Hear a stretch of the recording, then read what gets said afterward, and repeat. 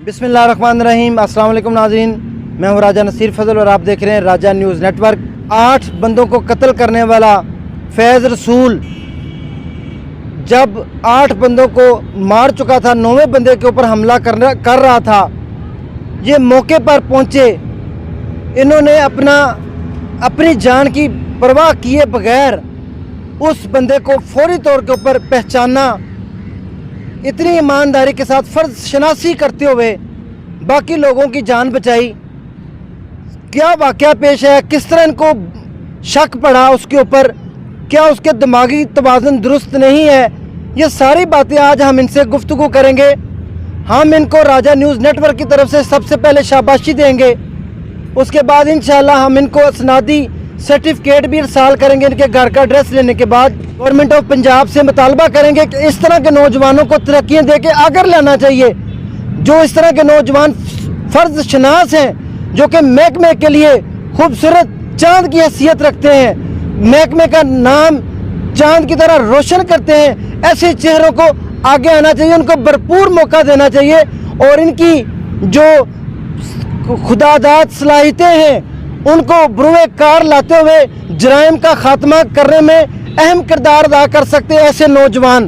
तो हम इनसे जानते हैं कि उस दिन रात को क्या वाक़या पेश आया, किस तरह हुआ, उस जालिम उबाश नौजवान ने किस तरह 8 लोगों को कत्ल किया और इन्होंने उसको कैसे पकड़ के पुलिस के हवाले किया और बड़ी बहादुरी के साथ उसका मुकाबला किया और अपनी जान की परवाह नहीं की। अस्सलाम वालेकुम सर। जी वालेकुम सलाम। जफ़र भाई कैसे हैं आप? जी अल्लाह का शुक्र है सर। आप जफ़र भाई, 4 दिन पहले हिचड़ गांव में जो वाक़या पेश आया, 8 नौजवानों को कत्ल करने वाला उबाश नौजवान, उसके बारे में आप जब पहली नज़र आपकी पड़ी, आपको क्या शक पड़ा, आपको कैसे महसूस हुआ कि ये बंदा कातिल है?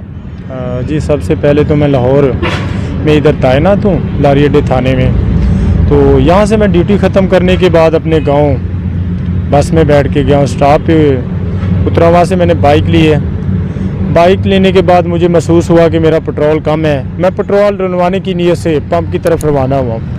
जैसे ही मैं पंप पे पहुँचता हूँ और पंप तेल डालने वाली मशीन के पास जाके मैं बाइक को रोकता हूँ, तो वही शख्स जिसने ये 8 कत्ल किए हैं, जिसका बाद में पता चला कि नाम फैज़ रसूल है, तो उसने मुझे बोला कि पेट्रोल नहीं है। तो पेट्रोल नहीं का कहते हुए वो मेरे नज़दीक भी आता रहा और जैसे ही मैंने उसके चेहरे को गौर से देखा, उसका चेहरा पसीने से भरा हुआ था और चेहरे पर नज़र डालने के बाद जैसे ही मैंने नीचे थोड़ा सा नज़र डाली तो उसके हाथ में कुल्हाड़ा और एक राड था, जिससे फ्रेश खून तुमको की तरह नीचे गिर रहा था, कतरों की शक्ल में नीचे, कतरों की शक्ल में नीचे गिर रहा था। तो मुझे ना शक पड़ गया उस पर। तब थोड़ा सा मैंने पीछे होके और देखा तो एक शख्स का उसने कत्ल किया हुआ था, वो नीचे खून में लथपथ पड़ा था उधर ही। जी उधर ही, पेट्रोल पंप पे। जी वो जैसे मुझ पे वार करने के लिए पीछे हुआ, मैंने आगे बाइक की और उससे तकरीबन 10 से 15 कदम फासला आगे ले गया और बाद में मैंने बाइक खड़ी की है और मैंने सबसे पहले जो मेरा फ़र्ज़ बनता था, मैंने 15 पे कॉल की और उसके बाद 15 की कॉल करने के बाद वो बंदा वहाँ से फ़रार होने लगा।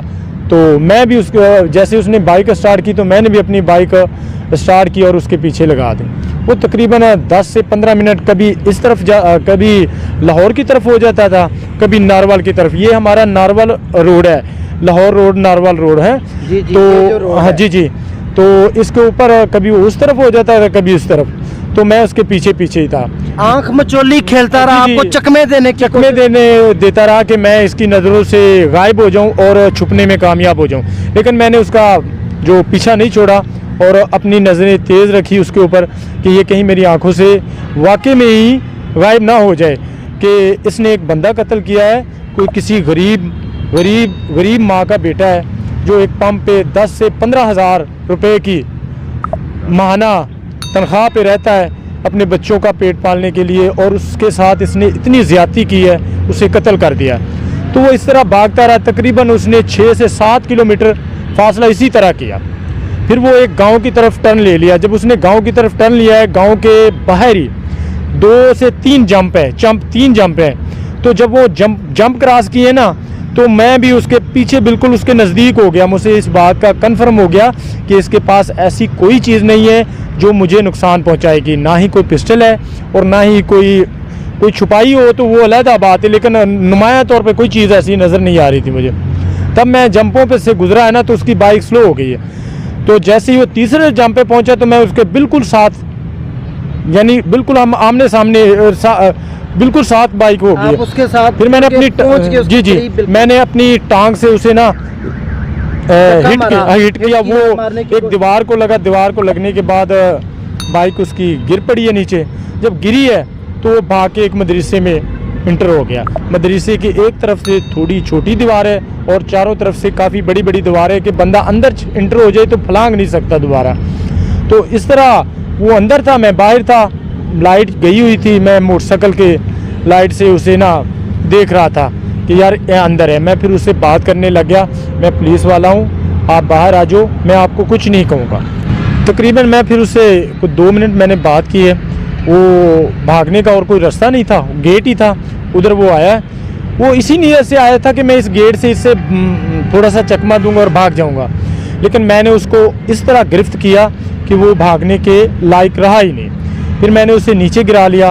काफ़ी उन्हें जद्दोजहद की मुझे हिट करने की भी, वैसे भी कि मैं इसे जान छुड़ा लूँ, भाग जाऊँ इसकी गिरफ्त से, लेकिन मैंने उसी इस तरह पकड़ा कि वो नहीं भाग सका। मैंने उसे नीचे गिरा लिया। फिर बुज़ुर्ग आए, उसने मुझसे पूछा भाई क्या मसला है। मैंने उसे बताया कि इस तरह इस बंदे ने पंप पे एक कत्ल कर दिया है शख्स को। तो उस बुज़ुर्ग ने मुझे उसी टाइम अपने सर से परना उतार के दिया। मैंने उसके दोनों हाथ बांधे और मुतलका पुलिस को तो ऑलरेडी मैं कॉल कर चुका था 15 पे। तो उनके रिस्पॉन्स कॉल थी जो मुझे वापस आई थी। तो मैंने वो मोबाइल चेक किया तो उसमें जो कॉलें आई थी मैंने उन नंबरों पे कॉल की। मैंने उन्हें लोकेशन बताई कि भाईजान इस बंदे को मैंने पकड़ लिया, इसने फ़लाँ पंप पे कत्ल किया है और आप इसे यहाँ से आके रिसीव कर लें।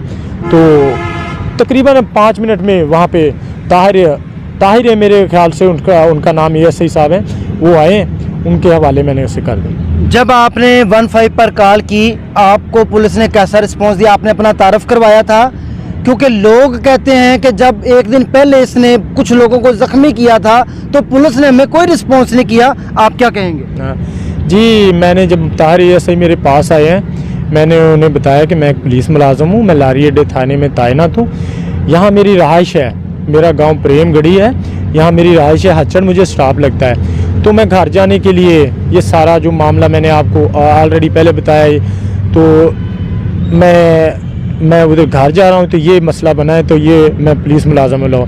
उसने कहा यार शाबाश, उसने मुझे शाबाश दी और उसने कहा यार हम बर वक्त नहीं चलो पहुँच सके, लेकिन अब हम आगे, अब आपने बहुत अच्छा काम किया है। ये आपको कोई शक गुजरा था कि इसने और भी मर्डर या कत्ल किए हुए हैं, या आपके जहन में वही आ रहा था?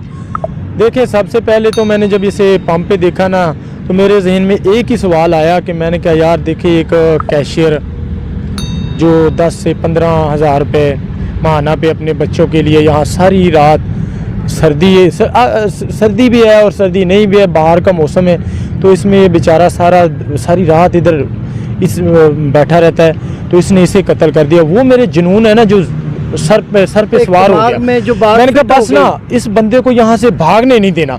मेरे तो जहन में यही था कि ये एक डाकू है, इस बंदे ने पंप को लूट लिया है और लूटने के बाद इससे ये बंदा कत्ल हो गया और अब ये अपनी ना हरकतें दूसरी कर रहा है, कभी कुर्सियाँ तोड़ रहा है, कभी कुछ कर रहा है, कभी ये भागा भी इसीलिए। तो बस यही मेरे जहन में था और मैंने फिर उसने भागने नहीं उसे दिया। और आपको अपनी जान की कोई परवाह नहीं थी? आपने अपनी जान की परवाह किए बगैर, आपको उस टाइम कोई डर, कोई खौफ नहीं आया कि ये बंदा मुझे ना कहीं मार दे? देखिए जी, अल्लाह पाक ने हमें पुलिस में मुलाजम नौकरी दी है, तो इस नौकरी से हमें फ़र्स्ट ऑल यही बताया गया है कि आप इस अवाम के लिए हैं, इसकी हिफाजत के लिए हैं। चाहे आप यूनिफॉर्म में हैं, चाहे आप सिविल पार्चात में हैं, आप इस अवाम के लिए हैं, ठीक है? आपको इसकी हिफाजत करनी है। तो बस डर तो किसी चीज़ का नहीं लगा मुझे, क्योंकि एक बंदे ने जब एक बंदे के साथ इतनी ज़्यादती कर दी हो, तो वहाँ डर मेरा ख़त्म हो गया था। मुझे यही लगा कि बस मैं इसे ना पकड़ूँ और इसको जो इसकी सज़ा बनती है ना, और वो इसे दिलवाऊँ। सर मुझे ये बताएं कि लोग कहते हैं वो बंदा ज़हनी तौर के ऊपर मेंटल है, पागल है, उसने जानबूझ के ऐसी हरकतें की हैं। क्या आप समझते हैं, आपने उसको सारी बातों को फॉलो किया, देखा, आपने उसको पकड़ने की आपको चकमा दिया, उसने आपके ऊपर हमला भी किया जानलेवा, क्या आप समझते हैं वो बंदा ज़हनी मजबूर है? जी, उसकी हरकत से तो यही नोट होता है कि वो नहीं है, मजबूर नहीं है, वो ज़हनी तौर पे ठीक है। तो वैसे ही बस एक बंदा जैसे नशा नहीं कर लेता या आइस वगैरह का नशा कर लेता है, तो वो ज़हनी तौर पे ना बहादुर हो जाता है। वो कहता है कि बस मेरे आगे कोई चीज़ नहीं है, मैं सबको ख़त्म कर सकता हूँ। और बस यही मुझे नज़र आया है, मुझे नहीं वो ज़हनी तौर पे मजबूर नज़र आया। यानी कि उस सारी कंडीशन के दौरान जब आपकी आंख मचोली जिसको कहते हैं होती रही है, उसके दौरान आपको कहीं नहीं लगा कि वो ज़हनी मजबूर है या ज़हनी मरीज़ इस तरह करते हैं? देखिए, वो बाइक भी चला रहा है, अच्छे तरीके से चला रहा है, उसे मुझे भी, मैं भी नज़र आ रहा हूँ कि ये बंदा बस मुझे पकड़ रहा है, ठीक है, और मुझसे वो जान छुड़ाने के लिए भाग रहा है, तो वो मजबूर कैसे हो सकता है? मैं नहीं सोचता कि वो ज़हनी तौर पे मजबूर होगा। आपको बाकी जितने भी अफराद कत्ल हुए उनका कैसे पता चला बाद में? क्या आपने बहुत बड़ा कातिल मुजरम पकड़ लिया है? देखिए जी, जब मैंने उसे वहाँ पकड़ा ना मदरसे के पास, और वहाँ पे मोहल्लेदार इकट्ठे हुए हैं, तो उन्होंने कालें की हैं कि भाई ये ऐसे ऐसे वक़ुआ हो गया। तो जो वहाँ हच्चर स्टॉप पे पंप है, मालिक का नाम है अंसर, उसका पंप है, तो वो मालिक भी आ गया था। जब उसने अपने उधर देखा, जो उसने उधर बंदा रखा हुआ था उसे देखा, तो फिर उसने कॉल की, उसे लोगों ने कॉल की कि आपका पंप पे तो नहीं कोई नुकसान हुआ। उसने बताया यार जो मेरे पंप पे था बंदा, उसे भी इसने कत्ल कर दिया। यानी मुझे 2 बंदों का पता था, या मुझे ये पता था कि जो पंप पे 3 से 4 बंदे ने वो भी इसने कत्ल किए होंगे। आपके ज़हन में ये डाउट आ रहा था कि उस पंप के ऊपर जो लोग मौजूद हैं, इसने जुनूनी शख्स ने इन तमाम को कला कमा कर दिया, इनको मार दिया है? आपके जहन में फौरी ये बात आई? जी जी, यही बात है, क्योंकि जब मैं पंप पे पहुंचा हूँ ना, वहाँ पे उस बंदे के अलावा कोई बंदा नहीं था। मेरे कोई 5 मिनट ठहरने के बाद भी कोई बंदा वहाँ नज़र नहीं आया। मेरे ललकरे मारने से या मेरे शोर डालने से या मुझे मेरी उसको गाली गुफ्तार करने से कोई बंदा सामने नहीं आया कि चले एक बंदा आ गया है, ये मेरी हेल्प करेगा तो मैं भी पीछे से आ जाऊँ। ऐसी कोई आपको मतलब उस टाइम रात में आपको कोई बंदा दीगर आपके अलावा कोई वहाँ पर बंदा नज़र नहीं आया? जी, बस एक मैं था या एक कातिल था फैज़ रसूल, बस उसके अलावा कोई बंदा नहीं था। आप हमें ये बताएं कि आपने जो इतना बड़ा काम किया है, आपको महकमे की तरफ से कोई इनामात से नवाजा गया है, कोई आपको सनात दी गई हैं, आपको शाबाशी मिली है? हमें IG पंजाब ने मुझे अपने दफ्तर में बुलाया और बड़ी अच्छी मेरी इज़्ज़त अफजाई की है, वही मेरे लिए बहुत काफ़ी है।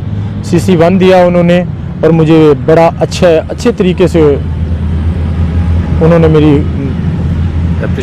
अप्रिशिएट किया है। क्या आप समझते हैं कि पहले दिन अगर पुलिस उसको गिरफ्तार कर लेती, जैसे उसने सबसे पहले अपनी वालदा के ऊपर हमला किया, अपनी हम पूछ कर आए छोटी बहन के ऊपर उसने हमला किया, उसने अपने मजदूर के ऊपर घर में काम करने वाले पर हमला किया, उस दिन पुलिस को कालें की गई, पुलिस ने उसको गिरफ्तार नहीं किया, यहाँ पर आप क्या समझते हैं कि किसकी गफलत है? उस दिन अगर ये बंदा गिरफ्तार हो जाता तो क्या इतना बड़ा साना पेश आता? देखिए जी, ये मुतलका ASI जो अकाल पे पहुंचा है वो बेहतर जानता है कि ये कैसे मामला हुआ है, क्या उसके बारे में बना है, क्या उसका होना चाहिए। कुछ लोग ऐसे भी होते हैं ना, वो फौरी पुलिस के पीछे आ जाते हैं, उसके ही अपने जैसे उसकी बहन को हिट किया है, माँ को हिट किया है, उन्हीं के हमदर्द, उनके चाचे ताए आ जाते हैं कि चलो ठीक है, जो उसने कर दिया है ठीक है जी, चले पुलिस से कहते हैं कि भाई हम आपस में मुद्दई नहीं बनते, उसके खिलाफ दरखास्त नहीं देते, तो पुलिस ने तो उसे फिर छोड़ना ही होता है। अच्छा, यानी कि इनका कहना ये है कि देखिए पुलिस अपना काम सरंजाम ऐसे तरीके से दे रही थी, लेकिन जब उसको पकड़ा गया या पुलिस को इतला दी गई तो उसके घर वाले वहाँ उसको लेने भी पहुँच गए, हमदर्दियाँ लेने वाले पहुँच गई। हमेशा हमारे माशरे को एक चीज़ का जो है वो साथ देना चाहिए, देखना चाहिए, परखना चाहिए, सच और झूठ, गलत और सही। जब तक हम इसमें डिफ्रेंशिएट नहीं करेंगे हम जिंदगी में आगे नहीं बढ़ सकते। आप कुछ कहना चाहेंगे बाकी पुलिस के महकमे के जितने भी तमाम जो वर्कर्स हैं, पुलिस मेंबरान हैं, पुलिस वाले हैं, जो महकमा है, उसके बारे में आप कुछ कहना चाहेंगे?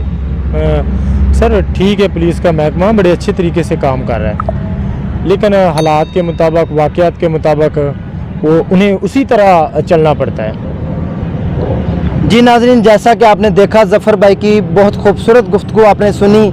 इन्होंने अपनी जान की परवाह किए बगैर किसी भी चीज़ का लिहाज मलहूज़े खातर नहीं रखा, और उस कातिल को जब इनको पता चल गया कि एक गरीब आदमी का कत्ल हो चुका है, इनको पहले नहीं पता था कि उसने 8 लोगों का कत्ल किया है, तो माशाल्लाह इन्होंने बहादुरी और जुर्रत का मुजाहरा करते हुए उस नौजवान को फौरी तौर के ऊपर गिरफ़्तार करवाया, और जब तक वो गिरफ़्तार हो नहीं गया इन्होंने किसी चीज़ की परवाह नहीं की।